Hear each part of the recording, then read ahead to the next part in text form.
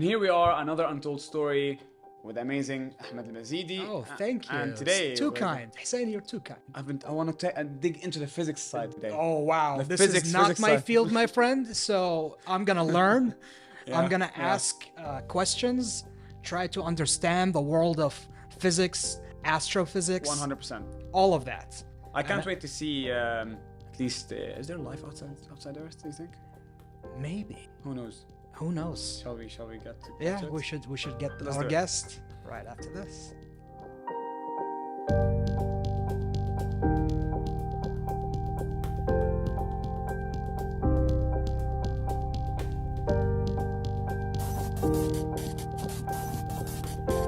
We're back from the break and we can finally get into the conversation with Abdulaziz AlAreedh. Abdulaziz AlAreedh, I think you have a huge and tremendous list of experience in something very, very interesting. But I think it's better to leave it to you to explain it to us. What does Abdulaziz do? Or at least what have you done in the past years in your lifetime? First, thank you for having me. Absolutely. no, it's a Thank pleasure. you for Okay. joining us. And if you want to see the past, I studied, in Kuwait and abroad in the States. Studied physics, linguistics, and then I came back. Actually, that was interesting where we are here. I was doing some kind of field study on historic buildings. And I was checking. So that led me to the architects and engineering department of the National Council of Culture and Arts. That's on the starting date. Yes. Okay. So I went there and was trying to interview the director. And asked him about the historical buildings, all of that. It was interesting. Then he asked me, "What do you do?" I said, "I just graduated from university in physics." And then he said, physics, interesting. Do you know anything about astronomy? I said, at this moment, I just studied it, but basically, because at that time I didn't focus more. I was more into particle physics. This is what I wanted. So you studied physics, but you had an interest in history. Yes.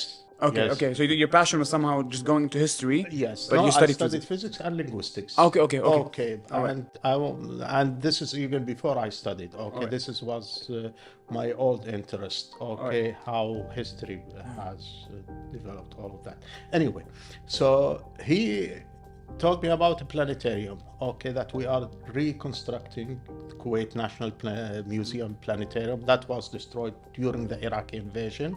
Which happened is that one time I tried to go and visit it, because at that time I used to go to the library of Dar al-Athar al-Islamiyya, which was at the museum. So I wanted to one time to go. Every time I go there, either the lamp is broken or whatever. So I didn't see any show in the old planetarium.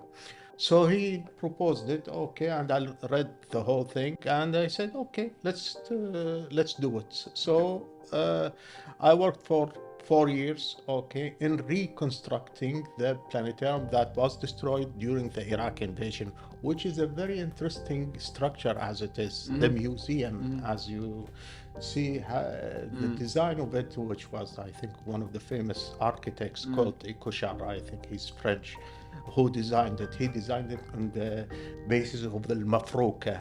Designed the whole museum or the planetarium? Of course, the whole museum. Al-Mafrouka, which is, what is the Mafrouka?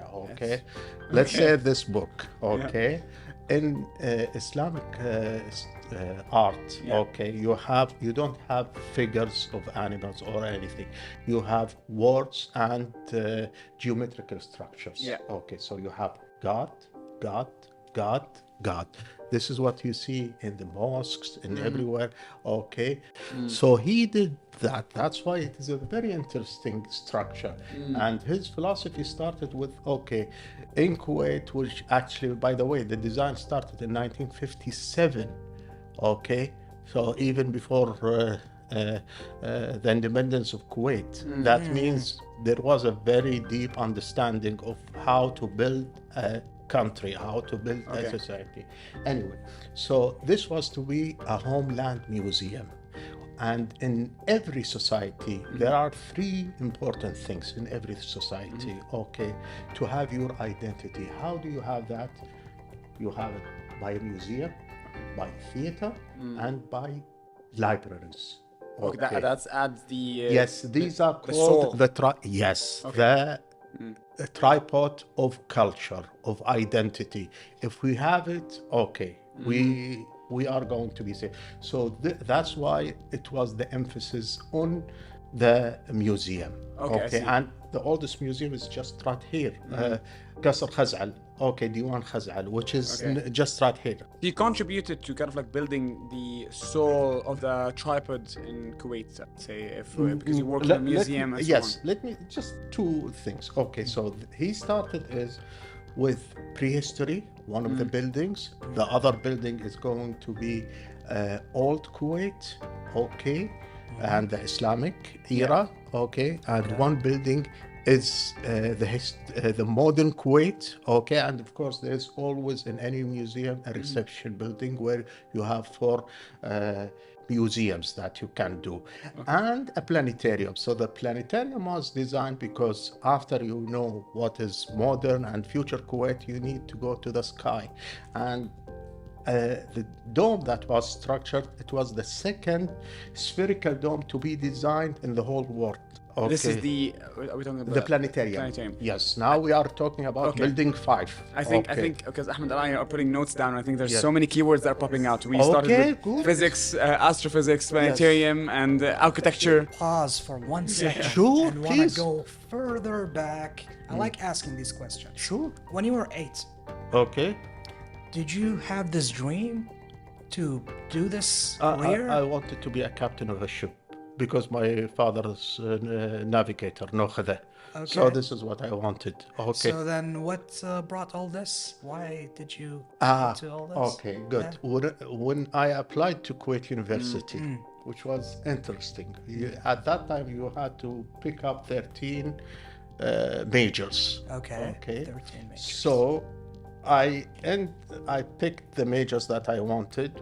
Okay, I forgot even what was the first major, second major. Okay. But in order to somehow save yourself, you will put like medicine in the top list. Okay, and because you have to put 13, the last thing I put zoology. Zoology. Yes, zoology. It's like how the cell is functioning, all of that. Okay.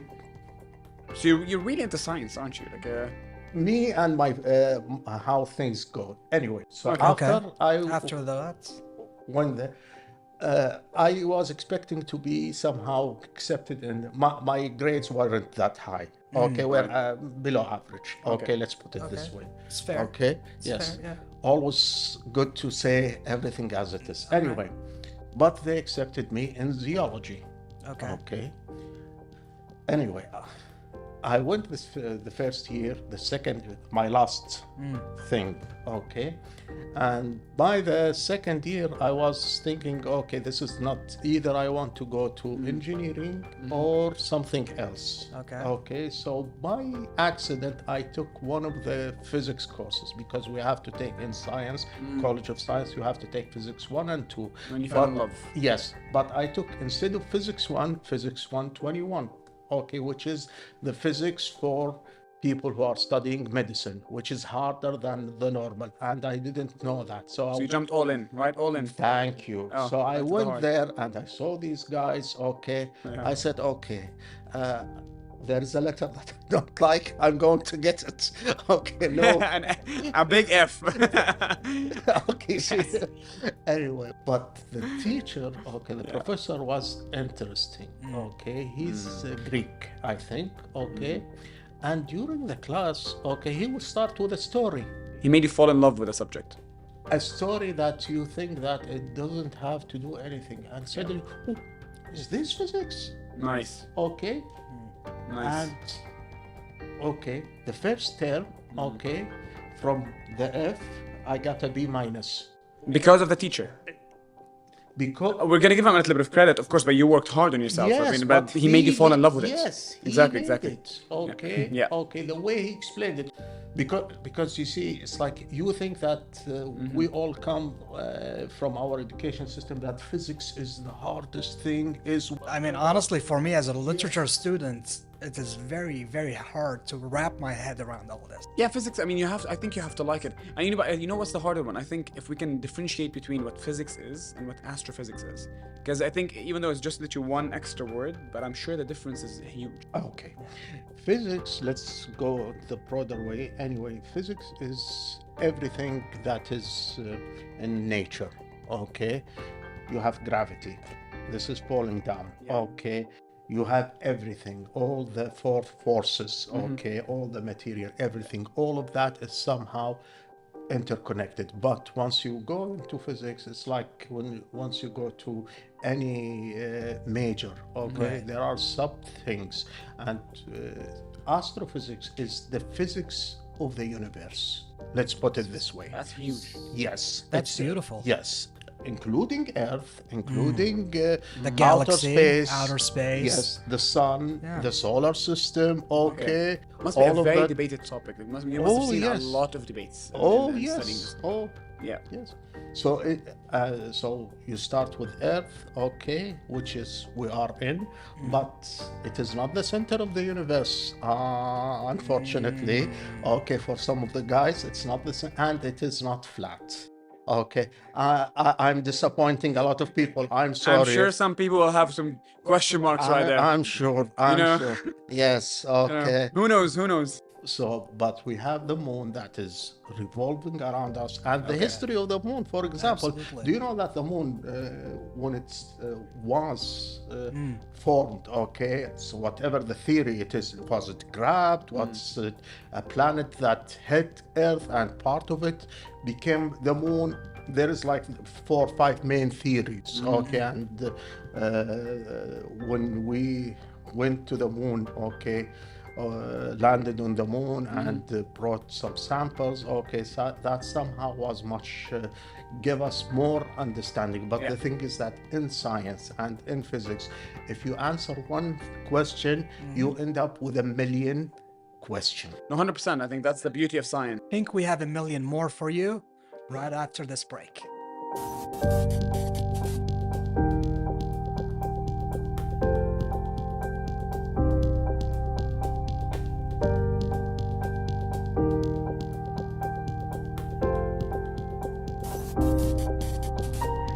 And we're back with our special guest. I would call you a scientist with everything, you know. Abdulaziz AlAreedh, right? Yes. I'm just making sure I'm pronouncing the last name correctly. Yes. So, jumping back into astrophysics.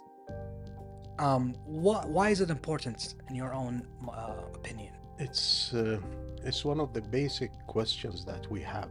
Okay, how this life is formed. Okay, all of that. Okay, usually we have the main 3 questions: who are we? What is all of this? Okay, and why is that? Okay, yes. the 3 WH questions. Okay, these are very important.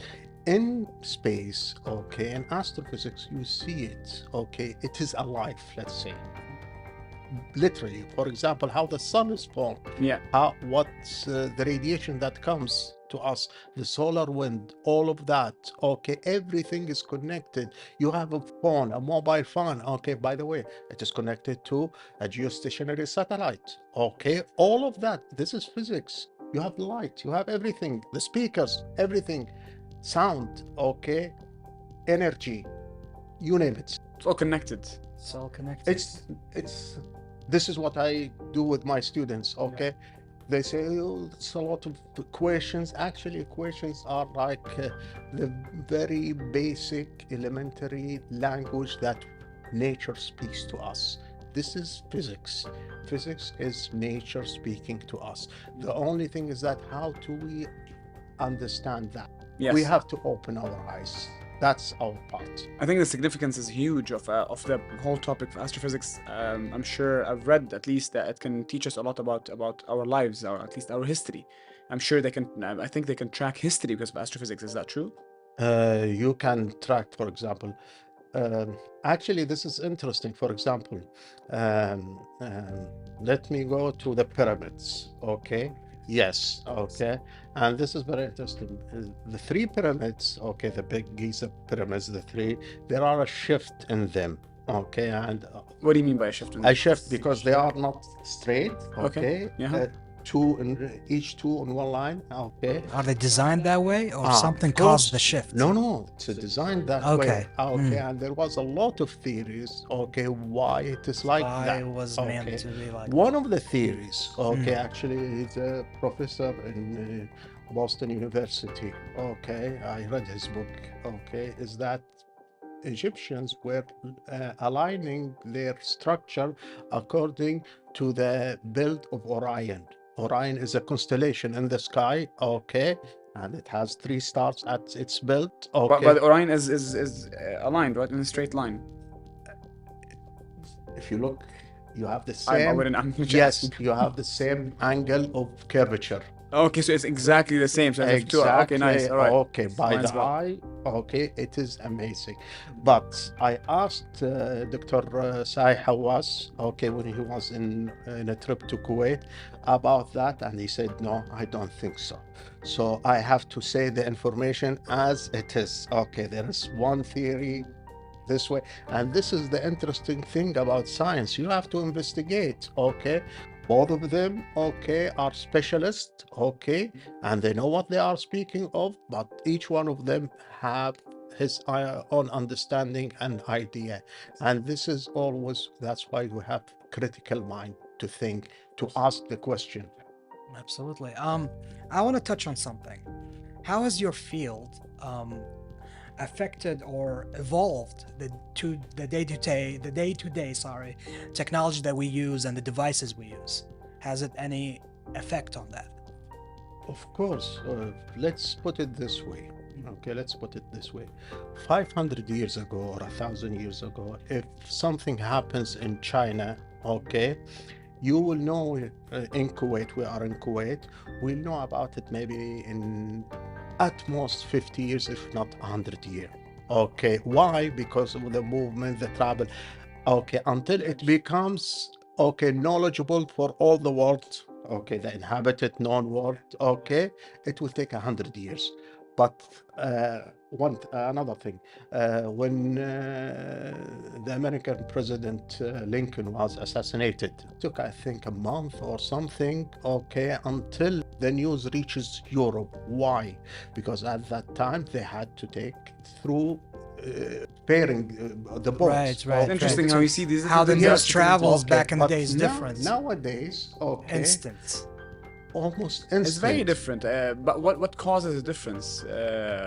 Is it linked somehow to astrophysics? And course. how is it connected? How is that? Okay, that's a good question. Okay, you have your mobile phone. Okay, you are sending an electromagnetic radiation. Okay, that goes in the speed of light. Okay, and from here to the station next to you that is taking your signal and transfer it either to your other phone or going through the satellites, all of that, all these constellations, everything, and then coming back. It is moving long distances, but you receive it, it's like almost milliseconds. Well, we don't see. We send these texts, but we don't see what goes behind the scenes when you send a single text. It's very interesting. Can we shift the topic about something that I think is very, very, I'll say the word cool, the planetariums. Yes. They are very interesting. I'm going to call it a creation. Can you tell us more? What is a planetarium? What goes into, because you worked in one before, so it's just curious to know more about it. Actually, planetariums, okay, people started to want to somehow map the sky, okay, and somehow, because the sky is moving, okay, you have the sunrise, sunset, you have the stars rise and set, you have the moon. Is it routine-ish moves? Yes. Okay, so it's the same exact moves. Yes, so you want to mimic that. Yeah. Okay, so there was a lot of ways to do certain planetarium, ALMazeedi, all of that, okay, until I think 200 years ago. Were the first planetarium that was designed. Actually, it's in Chicago Museum. I saw it. where you have a sphere that you have holes of the constellation on its surface. It's a small areas, like the same area as we are here. You sit inside it. There are outside candles outside, and you are inside looking at the sky. This was the first, let's say, physical planetarium. Then in Germany, in Jena, okay, in the company, Zeiss company, Carl Zeiss company, in 1923, was the first planetarium. But in this case, they had to make the dome, okay, from fabric, and a small light projector that somehow projected the stars as they are. 1923. Yes. That's a long time ago. I mean, Yes. I'm not sure how much technology was there. Okay. Actually, it was amazing. Surprising Okay. amount. Okay. Oh, the optics, amazing. I saw one of the tables that they were working on, okay, and everything by eye, by hand, okay, with very fine craftsmen. But believe me, it's better than today's technology. Because I mean, don't they say that this was it the first spaceship that went to the moon? There, I think no, it's just I think there's a faster processor on a phone today than the processor. Times. 1,000 times. When I you thought it was- Wow. yes, yes. The when- chips in our phones Oh, are it's faster. For example, Saturn V, okay, it's like was the biggest ship until now, until Artemis, okay, that took, it's really huge, okay. The computer capacity and thing, okay, it's how to say, it's really let me put it this way, very, very modest, very, very modest to the smallest device that we have today. What do you mean by that? Can you just elaborate on what do you mean? Because it's like the processing, all of Yeah. that, the programming, everything has to be written, okay, Yeah. and you have cards that are mentioned, so all of that, and the electronics, the diodes, okay, the transistors that was used, is very, now you're the chipset in any phone, okay, have now thousands and thousands of these transistors inside the chip, okay. At that time, it would have like a small school, okay. This is the size of the computer, okay. It's interesting how technology has honestly evolved. This is just recently. Can I actually? So from 1923 until let's just 2023, right? Yes. What? That's 100 years, right? Somehow, that's 100. I mean, literally, I don't. Anyway, so what's the one substantial difference that we can see in a planetarium? Good. So now let me go one step back to 1923, 40s, all of that, okay. Most of the planetariums at that time were optical, optomechanical. They are called optomechanical, meaning optical, you have lenses, okay, you have light source, whatever that type is of light source, okay, and up above it you have some lenses, okay, that will reflect to the screen, and the screen is a dome, okay. It has to be certain brightness, all of that, so that you are mimicking the sky, okay. So let's say you are in the afternoon, I can show you the stars in the afternoon. Imagine that. So it's a theater, it's a star theater. We are doing that, okay. So this thing happened, and it's still until now. But the only thing is that the resolution, the one that was installed in Kuwait, the old one, okay, that was built during the Iraqi invasion, okay. Do you know that the optics of it until now, it's in mint condition? But of course, in order to refunction it again, you'll spend 10 times its price, but it is, thanks God, reserved. Thanks God. I'm not going into details, but thanks God. Yeah, Okay, yeah, that's it is absolutely, preserved. absolutely. Very interesting. Honestly. Yeah. Yes. I want to ask somewhat of a fun question and want to get your take on this. You know, it's somewhat of a scientific theory. Parallel universes, the multiverse. What do you think? Your take, just quick. This is the thing, is that once we go to the Big Bang Theory, Yeah. okay, As I am observational cosmologist, I studied observational cosmology, meaning, that I observe how the universe start from, what we can see basically from the cosmic microwave background. Beyond that, yes, we can somehow penetrate.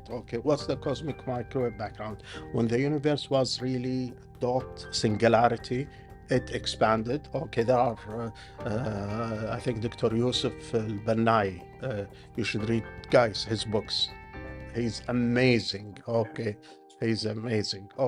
Anyway, so when it was at that level, let's say 0 second, until 10 to the minus something, so we are speaking until now, we didn't reach a second. The universe, started. Then we had inflation, Actually, I met the person who made the theory of inflation, Alan Goth.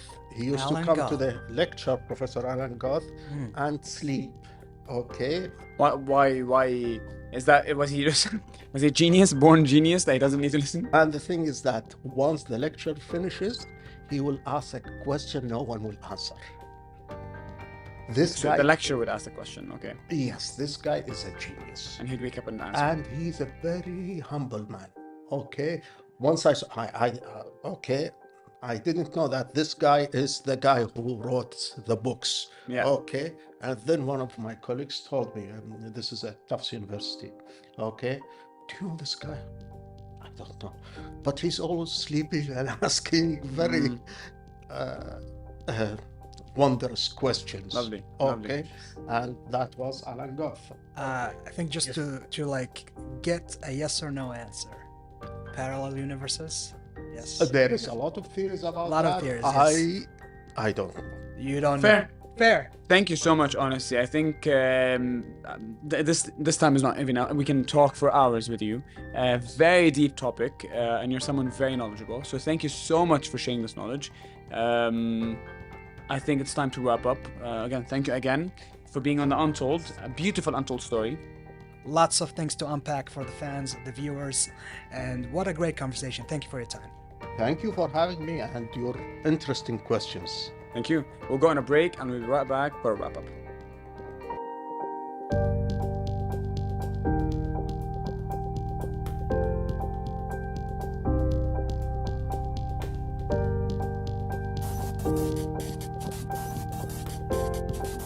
What a beautiful, beautiful conversation we had. My mind, I feel It's like blown, it's 4 years of you know? university compared to 20 minutes. Oh, wow. For me, it took me back to like 10th grade. No, very interesting. That's the last time I had physics. I really feel like literally giving him a call after we leave and I'm like, tell me more about physics and what you do. I haven't had enough, and I genuinely, because I'm personally interested in it, I never studied it. I was just very interested. Yeah.